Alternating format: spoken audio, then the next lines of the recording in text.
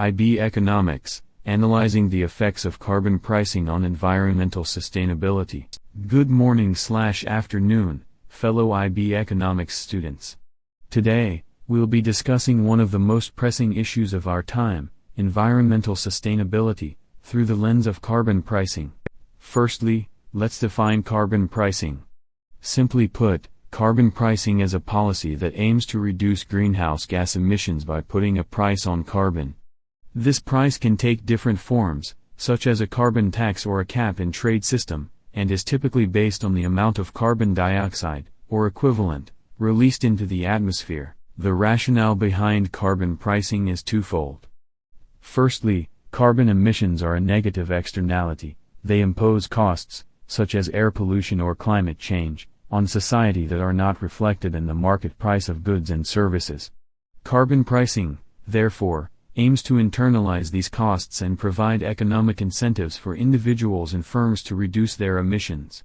Secondly, carbon pricing can generate revenue that can be used to fund clean energy and other environmental initiatives. So how effective is carbon pricing in promoting environmental sustainability?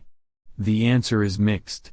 Empirical evidence suggests that carbon pricing can indeed reduce emissions in the short term, but its long-term impact depends on a variety of factors, such as the elasticity of demand for energy, the availability of substitute technologies, and the political feasibility of setting a high enough price to achieve significant reductions. Additionally, carbon pricing can have distributional impacts, both within and between countries.